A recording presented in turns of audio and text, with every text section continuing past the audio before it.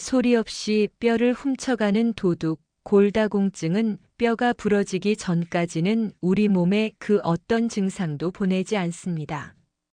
아무런 예고도 없이 찾아와 남은 인생을 통째로 무너뜨릴 수 있는 병, 바로 골다공증입니다. 많은 분들이 나이가 들면 당연히 뼈가 약해지는 것 아니냐고 생각하시지만 골다공증은 단순한 노화 현상이 아닌 치료가 필요한 명백한 질병입니다. 골다공증을 가장 무섭게 만드는 것은 바로 침묵입니다. 허리가 아프거나 무릎이 쑤시거나 손마디가 뻣뻣해지는 다른 관절 질환들과는 달리 골다공증은 뼈의 구멍이 숭숭 뚫려 뼈 속이 텅 비어가는 그 순간까지 우리에게 그 어떤 고통이나 신호도 보내지 않습니다. 그래서 소리 없는 뼈 도둑이라는 별명이 붙은 것이죠.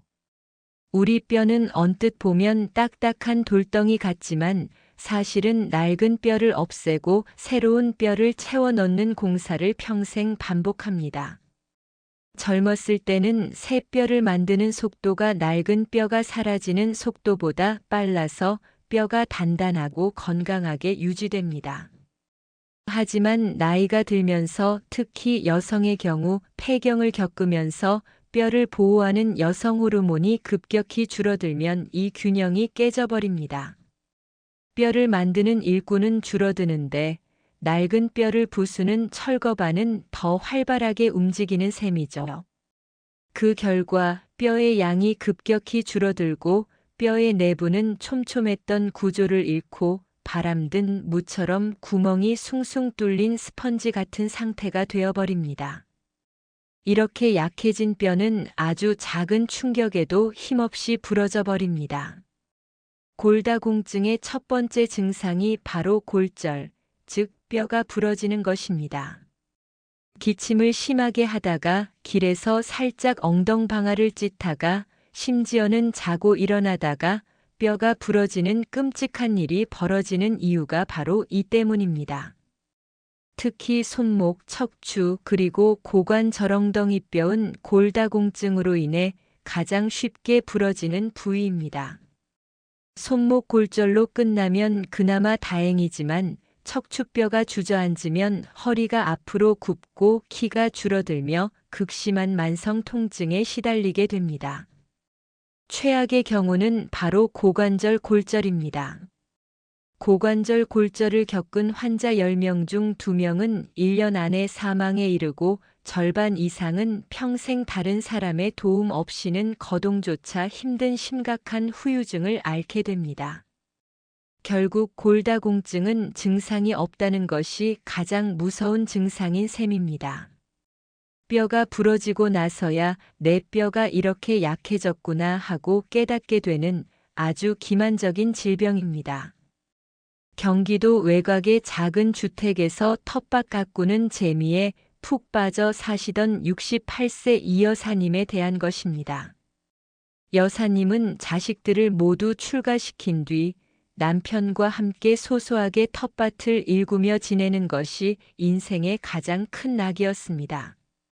동네에서는 꼿꼿 여사님라는 별명으로 통할 만큼 늘 허리를 꼿꼿하게 펴고 걷는 자세와 부지런함으로 유명하셨습니다. 매일 새벽같이 일어나 뒷산을 한 바퀴 돌고 오는 것으로 하루를 시작했고 오후 내내 텃밭에 쪼그려 앉아 상추를 심고 고추를 따는 것이 일상이었습니다. 웬만한 젊은 사람들보다 체력이 좋다며 나는 아직 뼈 나이는 청춘이야. 뼈마디 하나 쑤시는 곳이 없다고 입버릇처럼 말씀하시곤 했습니다. 그분 스스로도 자신의 건강, 특히 뼈 건강만큼은 누구보다 자신 있었습니다. 주변 친구들이 나이가 드니 허리가 아프다, 무릎이 시큰거린다는 말을 할 때마다 속으로 운동 부족이야라고 생각할 정도였으니까요. 그래서 딸이 서울에서 내려와 엄마 이제 연세도 있으시니 골다공증 검사 한번 받아보세요. 여자들은 폐경 지나면 꼭 해야 한대요. 라고 걱정할 때마다 아이고 이 멀쩡한 사람을 왜 환자 취급하냐? 아프지도 않은데 병원은 못 하러 가니? 너희 엄마는 괜찮다. 라며 늘 웃어넘기기 일쑤였습니다. 딸의 걱정 어린 잔소리보다 아침 이슬을 머금은 흙냄새와 파릇파릇 자라나는 작물들을 보는 것이 여사님에게는 훨씬 더 중요한 일이었습니다. 그러던 어느 늦가을의 주말이었습니다. 그해 김장은 유독 빨리 시작하기로 마음먹고 여사님은 남편과 함께 읍내 시장으로 향했습니다. 절인 배추는 주문해뒀지만 김칫소에 들어갈 무와 갓 쪽파, 그리고 싱싱한 생새우까지 직접 눈으로 보고 사야 직성이 풀리는 성격이셨습니다. 그날따라 장거리가 풍성해 이것저것 담다 보니 양손에는 비닐봉지가 주렁주렁 매달렸고 등에는 묵직한 배낭까지 짊어지게 되었습니다. 평소 같았으면 거뜬히 들었을 무게였지만 왠지 모르게 어깨를 짓누르는 감각이 낯설게 느껴졌다고 합니다. 버스를 타고 동네 입구에 내려 집으로 향하는 마지막 고갯길. 여사님은 숨을 한번 고르고는 익숙한 발걸음을 옮겼습니다. 바로 그때였습니다. 아파트 단지 상가 앞에 있는 정말 눈여겨보지 않으면 있는지도 모를 만큼 아주 낮은 보도블록 턱에 발끝이 살짝 걸리고 말았습니다. 몸이 앞으로 기우는가 싶더니 손에 든 짐의 무게를 이기지 못하고 그 자리에 그만 털썩 주저앉았습니다. 하늘로 솟구쳤다 떨어진 것도 아니고 누가 뒤에서 밀친 것도 아니었습니다. 그저 엉덩이로 쿵하고 한번 바닥을 찧은 아주 사소한 엉덩방아였습니다. 창피한 마음에 얼른 주변을 둘러보고 아무렇지 않은 척 일어나려는데 그 순간 등허리에서 이전에는 단 한 번도 느껴보지 못했던 뚝하는 둔탁한 소리가 몸 안에서 울리는 것 같았다고 합니다. 소리라기보다는 차라리 감각에 가까웠죠. 그리고는 곧바로 숨을 쉴 수 없을 만큼 극심한 통증이 허리를 관통했습니다. 하지만 그때까지만 해도 아이고 나이가 드니 근육이 잘 놀라나 보다 하고 대수롭지 않게 생각하려 애썼습니다. 함께 있던 남편의 부축을 받아 겨우겨우 집에 돌아와서는 약국에서 사온 파스를 잔뜩 붙이고 며칠 누워만 있으면 금방 나을 것이라고 그렇게 굳게 믿었습니다. 하지만 통증은 가라앉기는커녕 시간이 지날수록 점점 더 심해졌습니다. 허리를 펴고 걷는 것은 상상조차 할 수 없는 고통이 되었고 밤에는 잠을 자다가 돌아눕는 것조차 비명이 나올 만큼 힘겨웠습니다.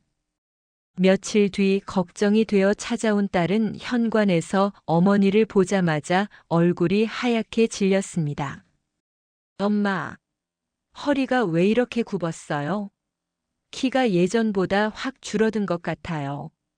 라며 당장 병원에 가자고 성화를 부렸지만 여사님은 여전히 단순한 허리 통증일 뿐이라고 병원에 가봤자 물리치료나 받으라는 말밖에 더 하겠냐며 고집을 꺾지 않았습니다.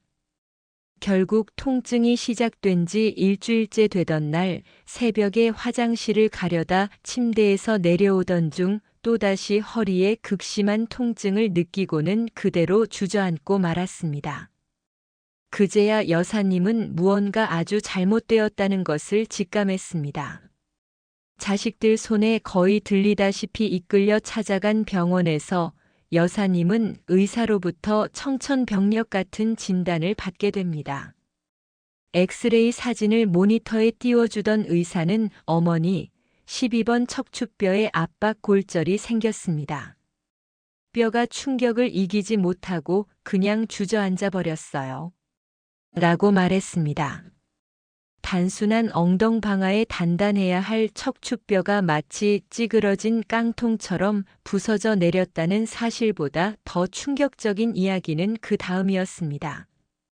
골밀도 검사 결과 여사님의 뼈 나이는 이미 90대를 훌쩍 넘어 있었던 겁니다. 뼈 속은 이미 바람든 무처럼 구멍이 숭숭 뚫려 아주 작은 충격에도 힘없이 바스러질 준비를 하고 있던 상태였던 거죠. 여사님은 진료실 의자에 앉아 한참을 아무 말도 하지 못하셨다고 합니다. 평생 아픈 곳 하나 없이 건강하다고 꼿꼿 여사님라는 별명까지 들어가며 자부심으로 살아왔던 자신의 몸에 처절하게 배신당한 기분이었습니다. 뼈가 그토록 약해지고 텅 비어가는 동안 왜 단 한 번도 아프거나 쑤시는 신호를 보내주지 않았던 것인지 원망스럽고 또 무서웠습니다. 뼈가 부러지고 나서야 처음으로 알게 된 골다공증이라는 진단은 그분의 남은 인생을 통째로 바꿔놓았습니다.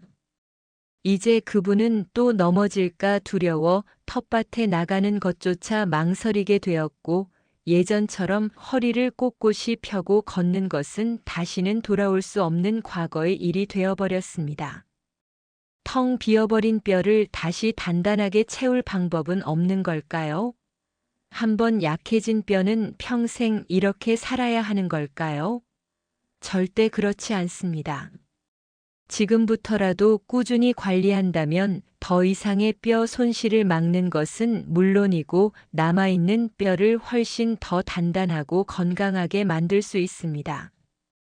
오늘 저는 우리 뼈를 위한 가장 확실하고 근본적인 3가지 기둥을 세우는 방법을 알려드리겠습니다. 바로 채우고 흡수하고 단련하는 것입니다. 첫 번째는 뼈의 재료를 채우는 것입니다. 바로 칼슘입니다. 집을 지으려면 벽돌이 있어야 하듯 우리 뼈를 만들기 위해서는 칼슘이라는 재료가 절대적으로 필요합니다. 칼슘이 부족하면 우리 몸은 혈액 속 칼슘 농도를 유지하기 위해 뼈에 저장해 둔 칼슘을 빼내어 쓰기 시작합니다. 뼈가 약해지는 가장 직접적인 원인이죠. 따라서 우리는 외부에서 충분한 칼슘을 꾸준히 공급해 주어야만 합니다. 성인, 특히 50세 이상 여성의 경우 하루에 1200mg의 칼슘 섭취가 권장됩니다. 가장 좋은 칼슘 공급원은 단연 우유와 유제품입니다. 하루에 우유 2잔 정도를 꾸준히 드시는 것만으로도 큰 도움이 됩니다. 우유가 소화하기 힘드신 분들은 요거트나 치즈로 대체하셔도 좋습니다. 또한 뼈째 먹는 멸치나 뱅어포, 그리고 두부, 케일, 브로콜리 같은 녹색 채소에도 칼슘이 아주 풍부하게 들어 있습니다. 여기서 중요한 점은 칼슘은 한 번에 많이 먹는다고 해서 우리 몸에 전부 흡수되지 않는다는 것입니다. 따라서 한 끼에 몰아서 드시기보다는 아침, 점심, 저녁으로 나누어 꾸준히 섭취하는 것이 훨씬 효과적입니다. 음식을 통해 충분한 섭취가 어렵다고 판단될 때는 의사나 약사와 상담하여 칼슘 보충제를 복용하는 것도 좋은 방법입니다. 두 번째 기둥은 채워넣은 재료가 잘 쓰이도록 흡수시키는 것입니다. 이때 절대적으로 필요한 것이 바로 비타민 D입니다. 비타민 D는 우리가 섭취한 칼슘이 장에서 잘 흡수되어 뼈로 갈 수 있도록 돕는 길잡이 역할을 합니다. 아무리 좋은 칼슘을 잔뜩 쌓아두어도 그것을 공사장으로 날라주는 비타민 D가 없다면 아무 소용이 없는 것과 똑같은 이치입니다. 비타민 D가 부족하면 우리가 애써 먹은 칼슘의 상당 부분이 그대로 몸 밖으로 빠져나가 버립니다. 비타민 D를 얻는 가장 좋은 방법은 바로 햇볕을 쬐는 것입니다. 하루에 15분에서 20분 정도 팔과 다리에 햇볕을 쬐는 것만으로도 우리 피부는 몸에 필요한 비타민 D를 스스로 만들어냅니다. 특히 햇살이 너무 강하지 않은 오전 10시에서 오후 2시 사이의 시간을 활용하시는 것이 좋습니다. 하지만 나이가 들수록 피부에서 비타민 D를 합성하는 능력이 떨어지고 야외 활동이 줄어드는 경우가 많아 햇볕만으로는 부족할 수 있습니다. 따라서 음식을 통해서도 보충해 주는 것이 중요합니다. 비타민 D는 고등어, 연어, 꽁치와 같은 등푸른 생선에 아주 풍부하게 들어있으며 달걀 노른자나 말린 버섯 등에도 함유되어 있습니다. 그럼에도 불구하고 우리나라 사람 대부분이 비타민 D 결핍 상태인 경우가 많으므로 혈액 검사를 통해 수치를 확인해보고 필요하다면 보충제를 통해 부족한 양을 채우는 것이 현명합니다. 마지막 세 번째 기둥은 뼈가 스스로 강해지도록 단련시키는 것입니다. 바로 운동입니다. 우리 뼈는 근육과 마찬가지로 적절한 자극을 받을수록 더 튼튼하고 단단해지려는 성질이 있습니다. 뼈에 무게가 실리는 운동을 할 때 뼈를 만드는 세포들이 활성화되어 골밀도를 높이는 것이죠. 골다공증 예방과 관리에 가장 좋은 운동은 바로 체중 부하 운동입니다. 말 그대로 자기 체중을 이용해 뼈에 자극을 주는 운동이죠. 가장 쉽고 안전하게 할 수 있는 운동은 빨리 걷기입니다. 이 외에도 가벼운 조깅, 계단 오르기, 댄스 스포츠 등 땅에 발을 딛고 하는 운동 대부분이 뼈를 튼튼하게 만드는 데 도움이 됩니다. 여기에 가벼운 아령 들기나 탄력 밴드를 이용한 근력 운동을 주 23회 병행해 주시면 더욱 좋습니다. 근육이 튼튼해지면 뼈를 보호하는 효과도 있고 무엇보다 균형 감각이 좋아져 골다공증 환자에게 가장 치명적인 낙상을 예방하는 데 결정적인 역할을 합니다. 단 허리를 심하게 구부리거나 비트는 동작, 윗몸 일으키기 등은 척추 골절의 위험을 높일 수 있으므로 피해야 합니다. 모든 운동은 자신의 몸 상태에 맞춰 무리하지 않는 범위 내에서 꾸준히 실천하는 것이 가장 중요합니다. 오늘 우리가 배운 뼈 건강의 핵심은 아주 간단하고 명확합니다. 바로 채우고 흡수하고 단련하는 것. 이 세 가지 황금 규칙만 기억하고 오늘부터 바로 실천에 옮기신다면 더 이상 소리 없는 뼈 도둑에게 나의 건강과 남은 인생을 빼앗기지 않을 수 있습니다. 먼저 우리 뼈의 주춧돌인 칼슘을 매일 꾸준히 채워주십시오. 아침에 마시는 우유 한 잔, 점심 식탁에 올리는 두부 한 모, 저녁 반찬으로 챙겨 먹는 멸치 한 줌. 이렇게 사소해 보이는 작은 습관 하나하나가 내일의 튼튼한 뼈를 만드는 가장 중요한 재료가 된다는 사실을 잊지 마십시오. 둘째, 애써 채운 칼슘이 뼈까지 무사히 도착하도록 비타민 D로 흡수를 도와주십시오. 하루 20분 따스한 햇볕을 쬐며 걷는 것만으로도 우리 몸은 뼈를 위한 최고의 지원군을 스스로 만들어냅니다. 값비싼 영양제가 아니라 자연이 주는 이 무료 보약이야말로 우리 뼈를 지키는 가장 현명한 방법입니다. 마지막으로 우리 뼈가 스스로 강해질 기회를 주십시오. 꾸준한 운동으로 뼈를 단련시키는 것입니다. 약간 숨이 찰 정도의 활기찬 걷기는 뼈 세포를 잠에서 깨우는 가장 효과적인 알람입니다. 오늘 당장 현관문을 열고 밖으로 나가 걸어보세요. 내딛는 한 걸음 한 걸음이 텅 비어가는 뼈 속을 단단하게 채우는 가장 강력한 주문이 될 것입니다. 더 이상 나는 아프지 않으니까라며 방심하지 마십시오. 골다공증은 뼈가 부러진 뒤에 후회해서는 너무 늦습니다. 오늘 알려드린 이 세 가지 실천법은 단순히 뼈 건강만을 위한 것이 아닙니다. 넘어질 걱정 없이 자유롭게 걷고 사랑하는 가족들과 활기차게 여행을 떠나고 누구의 도움도 없이 독립적으로 살아가는 존엄한 노년을 지키기 위한 가장 중요한 약속입니다. 건강은 건강할 때 지키는 것이 가장 쉽고 확실한 길입니다. 뼈 건강에 대한 궁금증, 아직 풀리지 않은 것들이 많으실 겁니다. 나는 괜찮을까? 어떻게 확인해야 할까?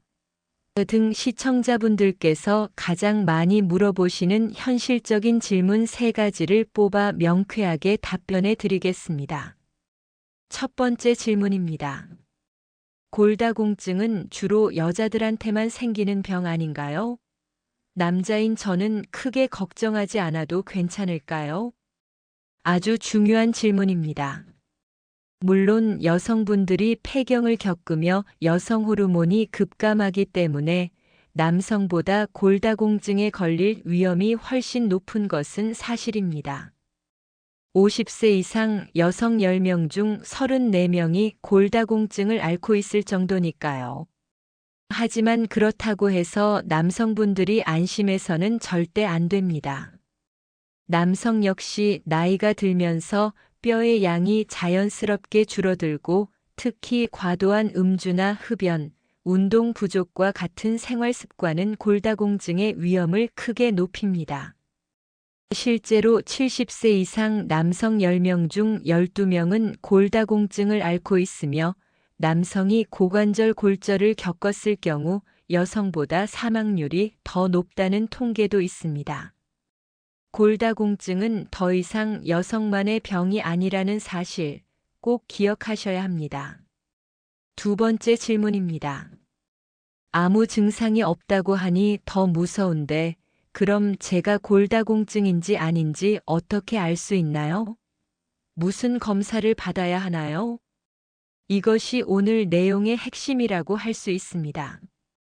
증상이 없기 때문에 우리는 미리 찾아내야만 합니다. 골다공증을 진단하는 가장 확실하고 간단한 방법은 바로 골밀도 검사 BMD입니다. 침대에 편안하게 5분에서 10분 정도 누워 있기만 하면 아주 적은 양의 방사선을 이용해 우리 뼈의 단단한 정도를 측정하는 아프지 않고 안전한 검사입니다. 이 검사를 통해 내 뼈의 건강 상태가 정상인지, 뼈의 양이 줄어든 골감소증 단계인지 아니면 치료가 필요한 골다공증 단계인지 정확하게 알 수 있습니다. 특히 만 65세 이상 여성과 만 70세 이상 남성은 특별한 위험 요인이 없더라도 국가에서 2년에 한 번씩 무료로 골밀도 검사를 지원해주고 있으니 반드시 혜택을 챙겨 검사를 받아보시길 바랍니다. 마지막 3번째 질문입니다. 제가 커피를 하루에 서너 잔씩 마실 정도로 좋아하는데 커피가 뼈에 안 좋다는 말이 사실인가요? 끊어야 할까요? 많은 분들이 궁금해하시는 부분입니다. 커피 속 카페인이 칼슘 흡수를 방해하고 소변으로 칼슘을 빠져나가게 하는 것은 사실입니다. 하지만 너무 크게 걱정하실 필요는 없습니다. 연구에 따르면 하루에 한두 잔 정도의 적당한 커피는 뼈 건강에 큰 영향을 미치지 않는다고 합니다. 문제가 되는 것은 하루에 34잔 이상 마시는 과도한 섭취입니다. 만약 커피를 너무 좋아해 줄이기 어렵다면 커피를 드실 때 우유를 조금 타서 라떼로 드시는 것이 좋은 방법이 될 수 있습니다. 우유 속 칼슘이 커피로 인해 손실될 수 있는 양을 보충해주는 효과가 있기 때문입니다. 뭐든지 과하면 독이 된다는 사실을 기억하시고 커피는 하루 2잔을 넘기지 않도록 조절하시는 지혜가 필요합니다.